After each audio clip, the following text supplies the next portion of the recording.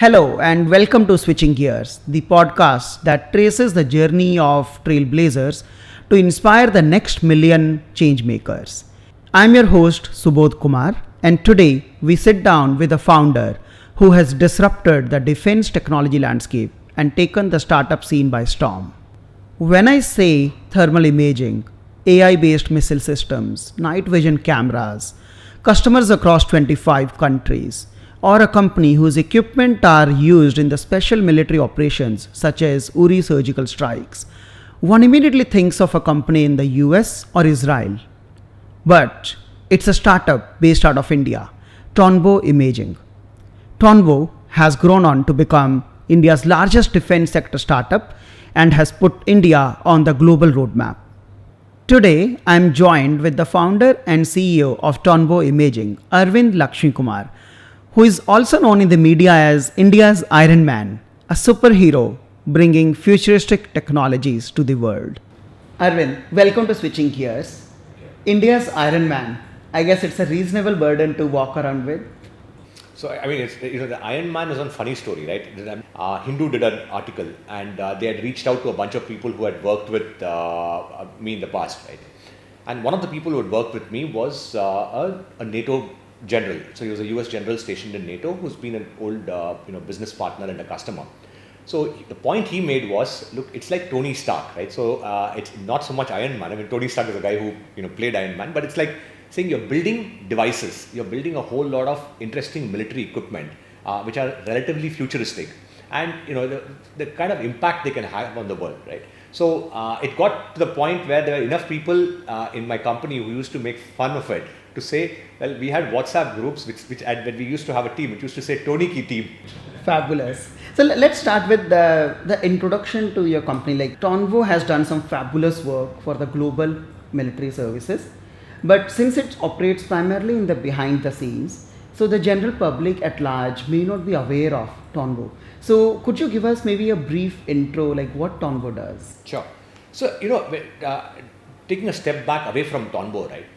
Look at a large number of industries in the world today. All these industries are moving towards autonomy in general. Defense, surveillance, space, agriculture, industrial automation, all of them are moving towards autonomy. And they're moving towards autonomy only for three core reasons, right? You want better safety, you want better security, and you want improved efficiency, right? Now, what Tonbo does is it builds these technologies to help safety, security, and efficiency across a large number of industries. And among these industries, the industry which we thought would benefit from autonomy the most is defense. Because in driverless cars, autonomy lets you drive, and feel good that you're not putting your hands on the wheel. But in defense, it actually saves you from getting shot.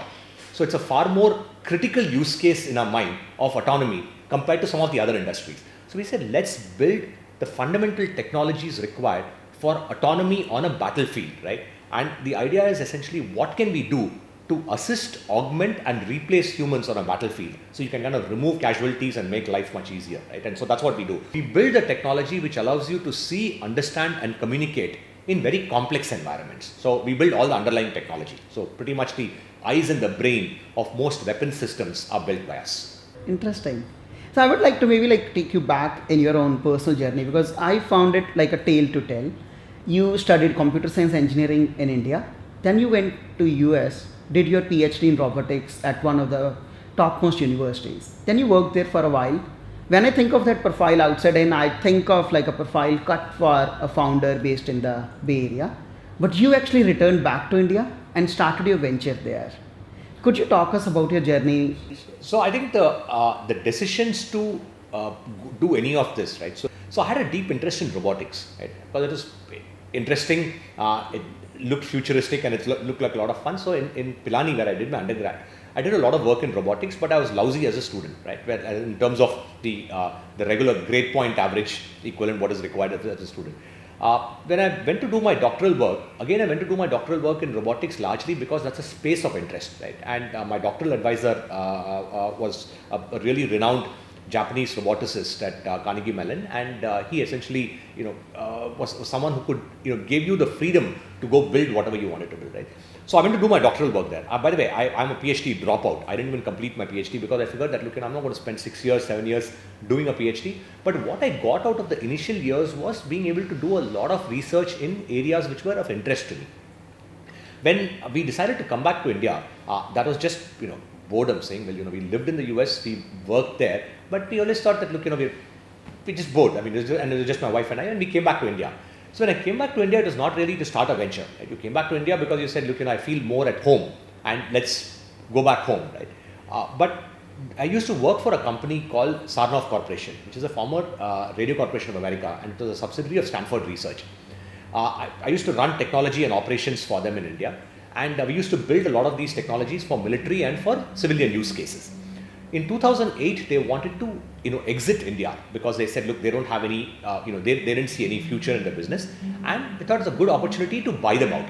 So what I did was, we essentially did a management buyout to create this as an entity to say, okay, now here's an opportunity, because normally when you have to go start something up, the starting trouble is always there, right? But if this is a car which is already running, even if it is running slowly, you have at least something to get started on. You've already got the, body built, you have an engine, you have some people sitting there. So you can essentially, now you need to just make sure that it performs and you need to build it. So we said, let's use this as a vehicle, get started, right? But once you started, the question really is about what do you really start, what is the company about, right? And all our capabilities, the core team, our capabilities was around imaging, robotics, computer vision. That's our, that's our core domain expertise. So we figured whatever we do, we'll have to do it in that space, right? Because if you have to suddenly go do software or go do something else, we don't have the capabilities to do that. So why don't we start something in that? And that's how Tonbo started, actually. You said you dropped out of PhD. I was immediately now relating you alongside of Bill Gates and Mark Zuckerberg. No, well, I have no aspirations, and I don't have the drive to get anywhere there, right? I think the PhD. So my take on a PhD, right, is that a lot of people what a PhD gives you is the ability to have exposure to high-end research. It helps you build a network. So once you are exposed to that research for any period of time and you have been able to build that network, the end goal of the PhD of going through the thesis, defending it and doing all of that is only useful if you want to be an academic. Right? Otherwise, there is no real benefit it's going to bring to you because you've already got the benefits of whatever is coming along with it. And my advisor, my doctoral advisor, after 15 years of me dropping out, 20 years of me dropping out, he's still on my board. He's on my advisory board.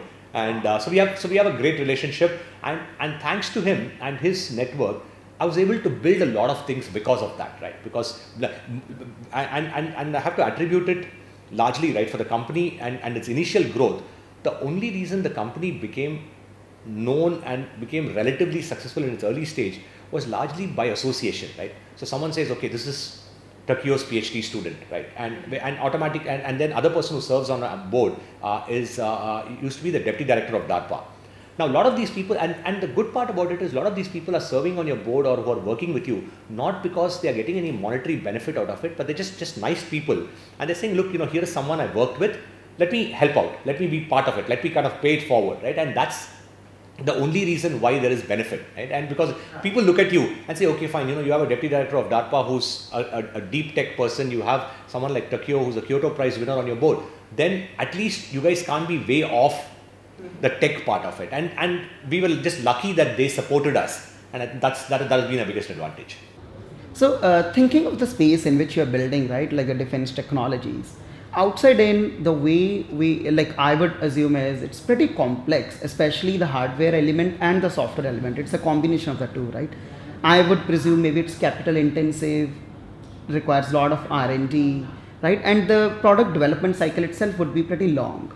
So would love to know, like, as a startup, what gave you that confidence that let's go do it, right? Like, I understand, like you said, you got the right team, some of the really brilliant advisors you had. But I think for our viewers would be helpful to know, like, when you went on to do a hardware venture, because often we see people tend to lean towards the software element as a startup.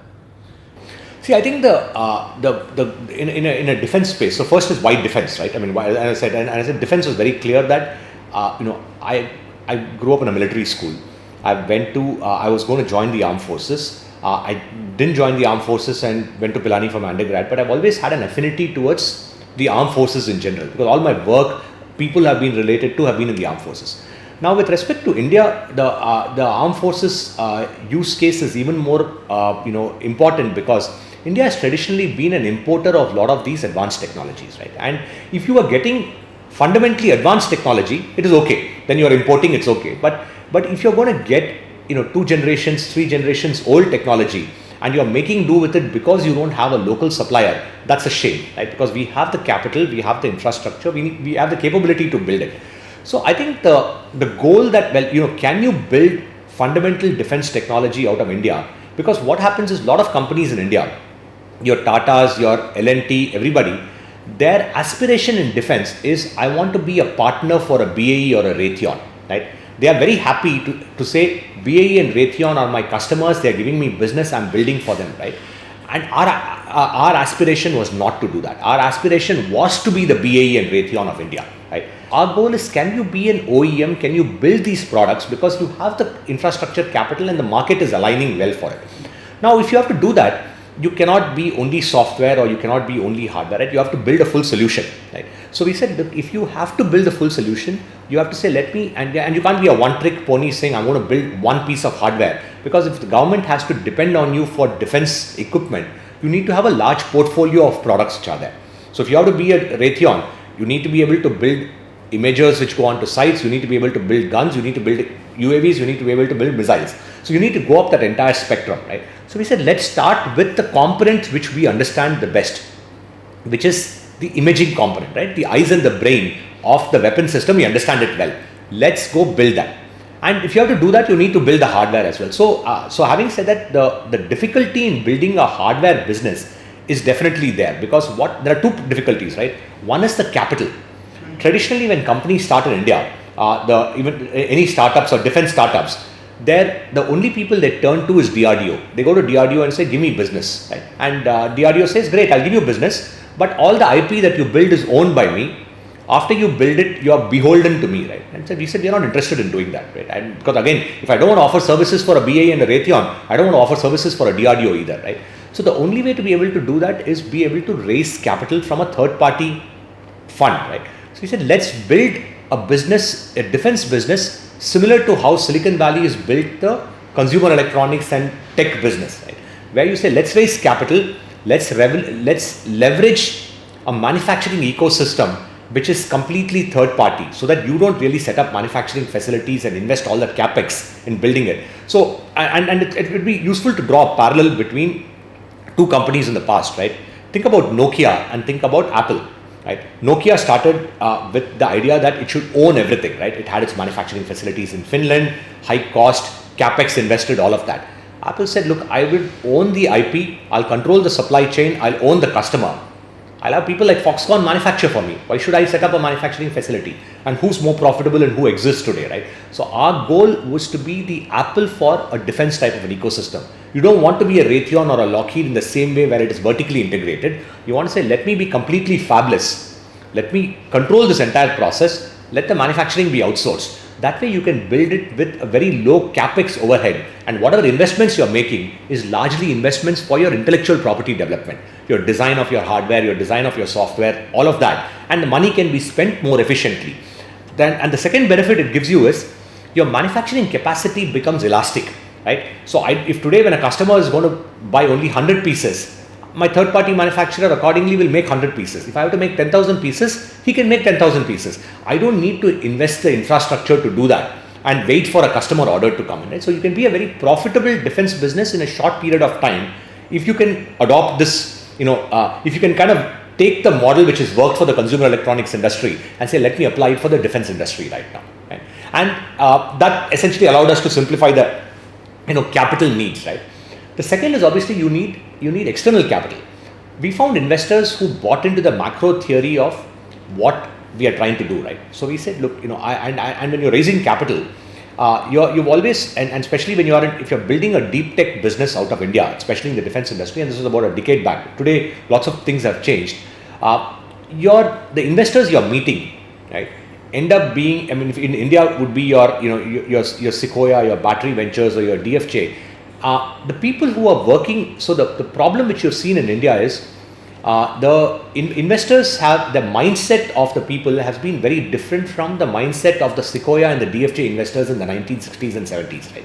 The US investors in 1960s and 70s invested in transistors, invested in fundamental materials, invested in things which can build an ecosystem.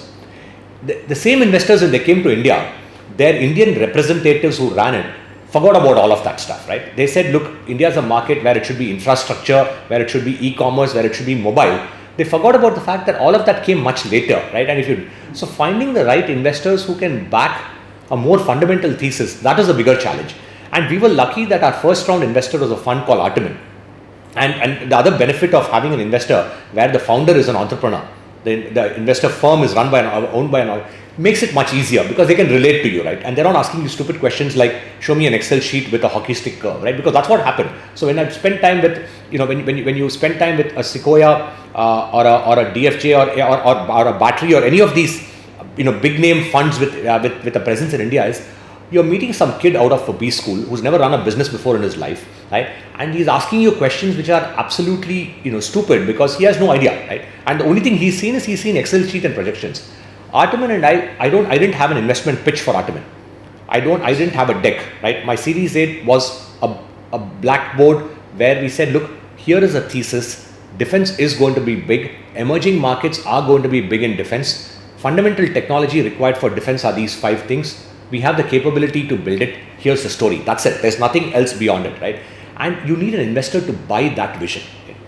And Artiman as an investor, we chatted for 3 hours, we shook hands, said, I'll put the money in, right? It was not an investment deck being circulated to ICs where people are analyzing it and saying, let me see financials, because they came in 2012, right? And they stayed with us all through. They're still with us right now, right? And the idea is that you want that conviction, right? And once you have one anchor investor with that conviction, the subsequent investors you raise, you want to have with the same mentality, right? So that's the key thing. And once you have done that, I think your money required from an equity point of view to build your intellectual property is sorted out. Then comes the capital required for your working capital. So in a hardware business, you have 2 things, right? You have to take equity money to build R&D, but you don't want to use equity money for working capital, because the moment you start using that for working capital, you have a real problem, right? So you want to have banks who can fund you, right? So you need bank, and in India, if you go to a bank and say, hey, listen, I don't have a contract yet. I'm going to get a contract. Fund me because I've got a PO right now. Most banks will not fund you on that, right? Because they don't fund you on a purchase order. They'll fund you on a fact that if you have past experience, you have collateral to give. So that was a more difficult part. Convincing banks that, look, here is a business which can potentially grow. So you need to paint the story as to why this is an exciting business, right? Because they need to buy into your vision. And there again, you need the support of certain bank folks who are buying into that vision, right? So senior bank folks who say, hey, listen, I think we've got to take a leap of faith here, right? It's a company which is not generating revenue, but it'll probably generate 50 crores of revenue very quickly. Let's take that leap of faith. I think those are helpful, right? And I think it's all of a startup success is purely based on the luck and the being a beneficiary of a lot of people in that ecosystem who are taking that leap of faith on you, right? Because most startup founders think that they're cat's whiskers, and you're doing everything because you have done it well, right? But this ecosystem of people who have supported you to do that is the only reason why we've been able to succeed, and any startup succeed. That's very modest of you, and I know Tonbo now is an established brand in the space. It has customers across multiple countries, but I'm sure the journey must be difficult even in terms of penetrating into defense sector. It's not one of the easiest sectors to kind of get into. You drew a comparison to consumer industry. I see that's a very good learning actually, like how one should be looking at a hardware business and kind of building, not manufacturing in-house, but kind of outsourcing the components of it. But on the customer side, if you can shed some light, like how did you manage that 0 to 1 journey, right? Like getting some orders from the defense sector, and where did you start it from? Was it India or was it some of the other countries? When Swami Prabhupada, who started Hare Krishna, went to his guru and said, I want to start a Hare Krishna, what about this whole Iskon movement, right?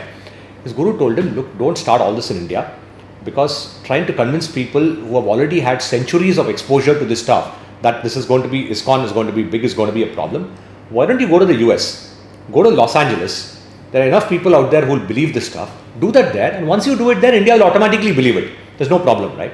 So our business is exactly like Iskon, right? So we said, going to an Indian customer and trying to convince him that you have something of value is very difficult. Because if you look at the old saying, right, you don't get fired for buying IBM, right? Because even if it fails, people will say, okay, fine, you chose the best thing and it failed, right? But we choose an unknown brand like Tonbo and it fails, everybody's neck would be on the line. So why do that, right? So your first thing is to get confident. See, our market is the emerging market. Our market is not the US market or the Israeli market. But the US market and the Israeli market are the most desirable defense markets for anyone in the world, right? Because they're like, these are at the pinnacle of technology development. So we said, let's go to them. And if they buy your product, then it's an easy story to come to Philippines or Vietnam or to India and say, look, the Mossad buys my product, the US Navy SEALs buys my product, the DARPA buys my product. Do you really think that you're better than them, that you're not going to buy the product, right? But you have to penetrate that. And to penetrate that, you have to be lucky, right? It's not, and so you're lucky in and I think the advantage you get there is that many of these people, the US DOD SEALs and others, they are not looking at you for the initial procurement, whether you are a very large company or whether you are a small company. What they want to see is, do you have any technology component which gives them even that 1% superiority advantage, or the advancement in technology is what they care about, right? So if you can show it to them, they're willing to try it out, right? Now, once they try it out, and the other reason why they try it out also is that you may not as a company have credibility with them, but if you as an individual has built a relationship with a set of people there and they're willing to give you the time of the day, right? So this comes back to the second luck part, right? Where you have people in that industry who are saying, listen, I don't know Tonbo, but I do know Arvind, I do know a few people who are working there. Why don't I give it a chance, right? Let me try it out. That's fun. And if they try it out, then the benefit is that then you can take that. Any country you go to, the questions asked are very less. In our case, what had happened is the US Special Forces had tried a few of our critical equipment, right? Especially one of the technologies we built was the sensor fuse system, which essentially could take. So normally what happens is that you have like with your normal eyes, you can see in the daytime because it's essentially the visible spectrum. Infrared cameras can see at night time because they are in the thermal spectrum. We built a technology which allows you to see both simultaneously in the visible spectrum and the thermal spectrum. So we built a sensor fusion system. So it essentially takes the best of both worlds and gives you an image, right? So we built a low power multi-sensor fuse system which was there in deployment there. The Indian team was there doing some exercises with the US guys. So they came in and said, hey, listen, by the way, this looks cool. So they said, well, it did come from a company in India, right?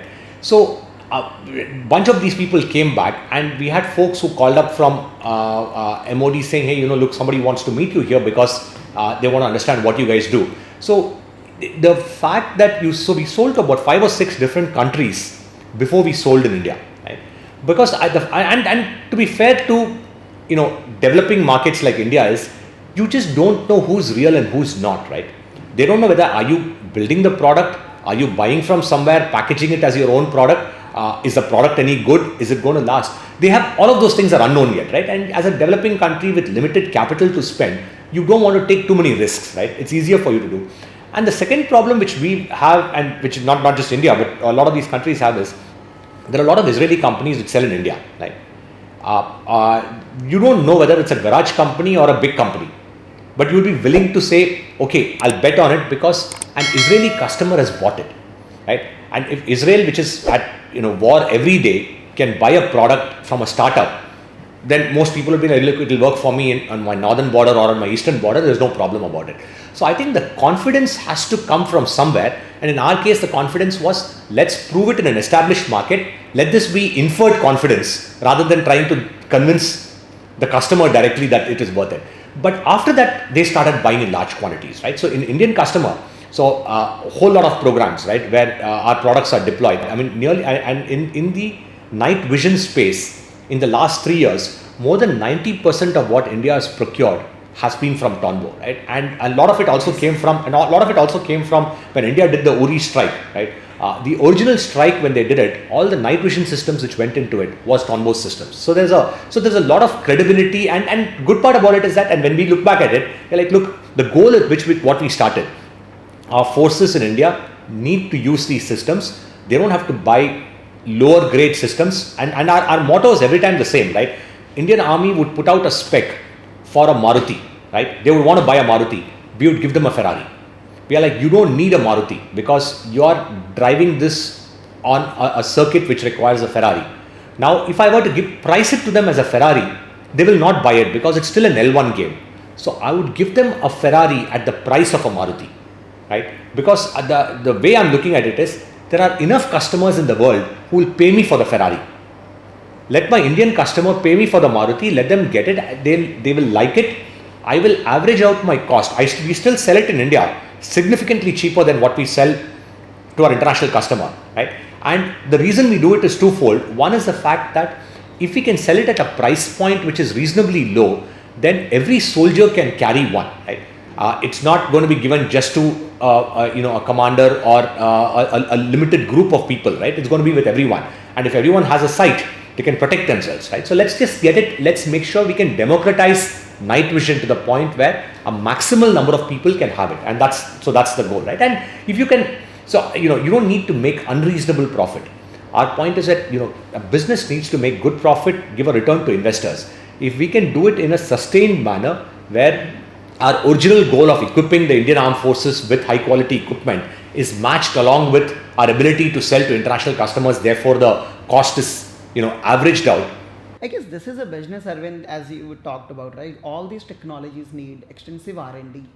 Then even before an equipment gets inducted into the armed services, I'm assuming there will be extensive testing and everything, right? So the product development cycle, how long is typically the product development cycle, and how do you manage it as a startup? Like, you're no longer a startup, I know. We're a startup. See, startup is, the way I'd like to look at it is, a startup technically for every business is a bad word, because the startup is always someone who's taken someone else's money and is burning it, right? Startups by default, none of them generate profit and they take pride in it. Our point is, we are a small company. We are a small medium enterprise is where it is. But we are a small, medium, profitable enterprise whose goal is to say, let's build. So we have two stages of the business, right? One is technology development, which had to happen, and that had to happen on the back of equity capital. So 2012, 10-12, when we raised the money, we said, let's keep our head down. 4 or 5 years, we need to build the technology.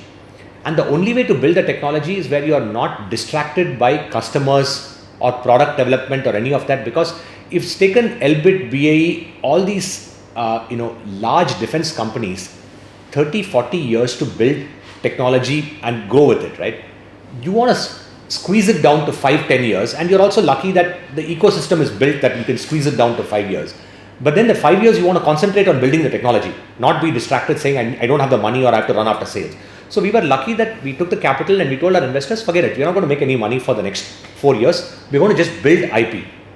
Let's build the IP, right? The second thing which comes in is that the IP has to be realized into a product which has to be tested, which means that you have to spend money on your testing and demonstration systems. So many companies in defense and manufacturing companies, the capital is invested to set up manufacturing facilities, right? So you are investing in capex. Our investment is in building demo equipment which can go through these tests, right? So because see what happens let's say if you're a very big company like a Thales or a Raytheon, when you go to a customer, all you have to do is show a PowerPoint with your facilities of 1 million square feet of manufacturing, people running around in hard hats, clean rooms. They'll be like, wonderful, you have and a few rockets being fired, and everybody knows that you're real. In the software startup space, people will have a PowerPoint and say, this is my plan. In the defense startup space, having a PowerPoint is meaningless, because I go to a customer and say, here's my technology for a missile seeker. The customer is going to look at me and say, it's a missile seeker, nice, design looks nice, your rendering looks nice, but I put it on a missile, will this thing survive? So the only way to prove that it survives is not that your capability to make them, but actually make it, put it on a missile, fire it, and show that it works. That requires capital. So what we did is, we spent equity money to go build the technology. We spent equity money to go build the product and test it. Find customers who can possibly test it as well, right? So we were lucky that, like for instance, in the missile as an example, we built a missile seeker which goes onto an anti-tank guided missile. So this is essentially a replacement to the Spike missile which India was going to buy from Israel, right? India decided, I don't want to buy the Spike or the Javelin, I'm going to buy an indigenously developed anti-tank guided missile, right? And this is what Bharat Dynamics builds. Now Bharat Dynamics is building the missile, but the seeker on it and the command launcher unit, which is the eyes and the brain of the missile, is built by us. When we went to Bharat Dynamics and we said, look, we have a missile seeker, we'd like to partner with you and let's build it. The first question is like, show me a missile seeker. So we said, here's a missile seeker. Here is my customer, Rafael, who's used it, who's the guy who originally built the Spike missile. And here are the tests. Before selling the product, I've already spent $1.5 million actually building the technology and the product, and then I'm taking it to them. But now it gives them confidence that it's real. Because even after this, putting it on their missile, testing it is still a 2-year, 3-year process, right?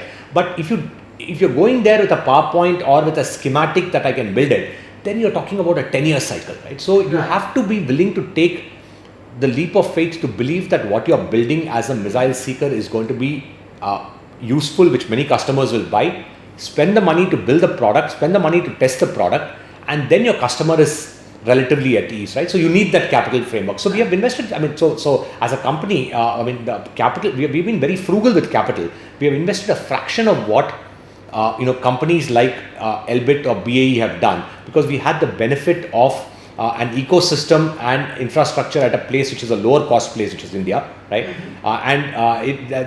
We spent, a total amount of equity capital which has gone into the business is about $33 million, and of course we generated profits over here. So nearly about, let's say, 50 million worth of investment has gone into building this technology over the last 8-10 years, which a comparable company would have spent about $350 million worth of it, right? Because we have had the luxury of our ability to be frugal at what we have built. Now this 50 million of investment has already gone into it, right? Now we are realizing the value which is going to come from it, right? So now we're saying, okay, now let's just focus on sales of all the technology, because we have built this huge portfolio. Let's start selling those products. Got it. Very different than like you rightly said, very different from a software venture, but also very different from consumer electronic as well. And I liked how you were able to shrunk that cycle. Like you said, you would build a prototype and then go to the customer, and they have already decided once they take a look at the prototype, rather than already setting up the manufacturing facility. Correct. Because otherwise what happens is that if you go to BD, if you like an Indian customer or any of these emerging markets, when you are a small company and you go to them, their first question is, I want to come and inspect your manufacturing facilities. So the point is that, we have a little facility. We have a 10,000 square foot facility which we lease in Bangalore. It's not a manufacturing facility, it's an R&D facility. So customer will come there and say, is this your manufacturing facility? Is this where you make it? I don't believe that you can make this, right? We make thousands of weapon sights. In terms of quantities, nearly 10,000 weapon sights are manufactured by us through our contract manufacturers, because we have set up that ecosystem to manufacture it. But if you go to a customer and say, I can make 10,000 weapon sights, no customer would believe that you can essentially outsource it, build it, come. So I think the mindset is not there. And even when you draw analogies, saying if you go to Apple's office, Apple does not have a manufacturing facility, they'll tell you to go to Foxconn, right? But the fact that can be done for defense is not something which customers can relate to till you have made it, until they have delivered it to them. And so many of our customers inspect our manufacturing facilities. They don't even come to our office. They go directly to Mysore, where our contract manufacturing facilities are there, and in Hyderabad, and they say, let's just go take a look at it, because they're already making it for Boeing and Airbus. I'm like, if those guys can make it for Boeing and Airbus, I'm pretty sure they can make it for us, right? There's no real problem with that. So it's been useful that way. Going back to the previous answer, wherein you said, now that you have spent almost 50-60 million in building the technology base, right? So I'm assuming the opportunities are enormous going forward. So what next for Tonbo? Would love to know what's your vision. See, I think the way we are looking at it is that there are two parts to our business technology, right? One was to say, look, the technology we're building is not technology for the defense industry alone, right? The infrared imaging technology is going to be deployed at some point on vehicles, on cars, just like what's going on tanks, and the ability for the tank to see in a foggy environment. You need it on a vehicle, right? You need it on mining trucks. You need it on a car as a replacement to a LiDAR. All of this will happen, right? The reason we chose defense is we said, look, defense is an industry where I can see returns immediately. So the choice is that in 2012 or 13, you say if I do exactly what the LiDAR companies are doing today, which says, I won't make any revenue right now, I'm going to make revenue after 10 years, and I'm going to do all the technology development only for that, with the hope that autonomous cars, the story is going to be much harder to sell to potential investors, right? Because you want to be able to see products made, sold, deployed. So he said, let defense be one big leg on which the company stands. We generate good profits from there. Let that money be used to essentially build a large product portfolio. Let's look at expansions both in India and in the rest of the world where we are going in. Let's make sure that we are making about $50-60 million of revenue from our defense business, right? Once that is set in and it's nicely going in there, let's start looking at ancillary businesses where the technology that we built for the defense can potentially be used. Because what we have done right now is the technology that we built has allowed us to reduce the cost of this defense equipment in infrared imaging by about 50%. Right? The cost could be reduced by 50%. But if you have to take this technology and move it to the consumer space, it has to reduce it by 50 times. Right? So which means that there has to be R&D which needs to go into say, can I take the infrared imaging technology which I have today and can I actually deploy it in a commercial scenario? And to give you an example, right? If you're traditionally, when you look at infrared images, and I'll use infrared images as an example because it's core of what we do. In your normal visible images, visible cameras that you make, they are all CMOS cameras, right? So light falls on a sensor, electrons come out, and you're creating an image. In the infrared space, it's very difficult because there's heat falling on some material. So the material has to be very exotic, right? Which basically becomes very expensive. Now, your normal cameras became, the cost came down because cell phones essentially, made sure that because your CCD camera in 1970 was still very expensive, but with CMOS technology coming in and a use case which is your cell phone and someone taking pictures on your hand, the cost could come down substantially. A similar drive has to happen in the infrared space. And it cannot happen by using the same materials, same technology. The current infrared imaging technology is equivalent to the CCD technologies of the 1960s. There has to be a CMOS discovery made, right? And our investment right now is what is that CMOS equivalent in the infrared imaging space, which can take what we have built for the military so that you have an infrared imager on your cell phone or on your car, which costs less than, $10 for a cell phone and maybe $50 for a car. And can can it bring in that benefit, right? So there is R&D investment in our space doing it. So I think that's from a technology goal point of view is to look at, how do you essentially take what you have built for the military and look at applications outside of military, and that's where a lot of our R&D and technology investments are happening right now. I guess as we move towards the wrapping the podcast, would love to know beyond business. Like you have spent 10 plus years in building Tonbo and bringing it to the place where it is today. Like, what do you like the most being a founder and what do you like the least? See, what I like being most as a founder, and someone was saying that, the question was that, as a founder, are you lucky that you don't have a boss? Unfortunately, as a founder, you have too many bosses. You don't have one boss, right? Because you have shareholders who are your bosses, right? Because you need to make return on investment for the shareholder. You are employees who are your bosses because the point is you have to make sure there's a salary coming every month, their well-being, their growth is taken care of. You have customers who are your bosses because they ultimately go, if something doesn't work, they are the ones. So you're responsible for multiple people. So you actually have the fact that you don't have technically a boss who's ascertaining, what you do on a day-to-day basis. You have many other bosses whom you need to make sure are happy. What I like about the fact is that I don't have a boss and I have the luxury of doing what I want to do. If I want to take a nap in the afternoon, which I love taking a nap, I can go take a nap in the afternoon, and I don't have a meeting. If I don't want to do a meeting, I don't do a meeting. Right? The other thing I believe is that the traditional corporate culture of having Monday meetings, people having reporting structures, hierarchy are just beyond me. I cannot get it. And our company has grown where it is truly flat. We are about 120 people. And the truly flat part of it, a lot of people like. Now a lot of people are starting to get worried that, look, there is no hierarchy, therefore, there could be chaos, right? But I like the fact that it is flat, where, if people are empowered with enough autonomy to break things things go wrong, I don't have a problem with it because we'll fix it, because that's the only way they're going to learn, right?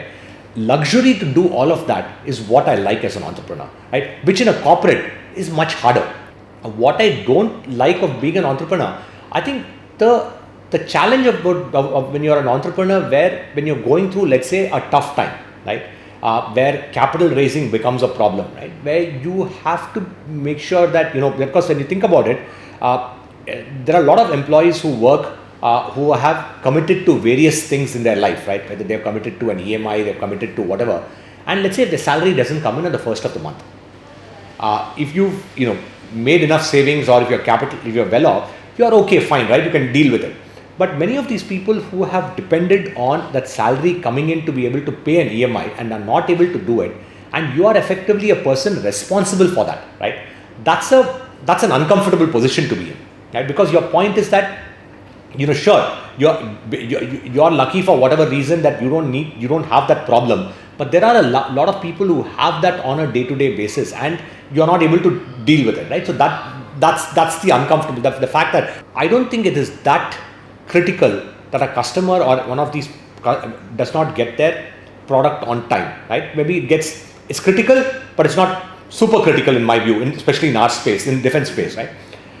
Investor not getting their return in time and getting stretched by 1 year is perfectly okay. We as people starting the company not having a payoff is perfectly okay. All of that can have a delay, but a salary to a salaried employee not coming on time is a challenge. Money to a vendor, not our customer product, but money to a small vendor who's kind of very similar like me, but who's not got payments from me because I don't have the cash to pay him, because I am in a cash crunch. I think those are fundamentally very, very uncomfortable positions, right? Because if Tatas don't get paid or L&T doesn't get paid, okay, fine. I mean, they can manage it, right? But there are so many SMEs who are part of our ecosystem. And, when last 2 years we had a pretty tough time, right? And the two things which we did when we did it during COVID also is, we said, look, we have no desire to let go of people. I'm not going to let go of people. We'll figure out a path where we, reduce salaries for, management, people who can stretch it, do whatever needs to be done, but avoid having to let go of people, right? That's the first part. The second is that, if you need to be well capitalized to be able to pay salaries at all times. And as a founder, you're constantly balancing these two, right? Because you need to have the money, and you need to be able to make sure that, you don't have people wondering where their paycheck is going to come from. And I think if you can kind of you're capitalized well enough where you don't need to worry about it, then there's nothing wrong in being an entrepreneur, right? Then you're like, as long as there's capital, you're fine. So so part of what we are doing right now also is that, as a business, I decided that we are not going to raise from financial investors anymore. We are currently in discussions, something which will close in the next couple of weeks, is where there is a strategic partner coming on board. And we said, great, now we have a strategic partner. We don't need to worry about capital. We can focus on the business. We can focus on the technology and essentially grow, do what we enjoy doing, right? We're not worrying about capital, because capital raise is it's a constant cycle that you keep running on, and you don't want to do that. It takes your eye off the primary business, right? You're spending time pandering to investors and saying, let me, talk to, and not all investors, you can do it at the blackboard. I could do it at Series A, I could do it at Series B, at IPO, or at Series C and D. I can't do that. They want to see a deck, and that's a waste of time. No, indeed, I can imagine, and all the best with your fundraise and the future endeavors in taking Tonbo to make it the largest venture in the defense technology space. Thank you so much. Thank you so much for your time. Thanks for watching the show. I hope you enjoyed it as much as I did. The conversation was extremely insightful at various levels, and there are a lot of learnings to draw. My top two are the power of network and how it came to help Arvind in building his venture at different levels. And secondly, passion for building a great product. In Arvind's words, when a customer expects a Maruti, offer them a Ferrari. We will be back soon with another trailblazer. Till then, take care and stay tuned.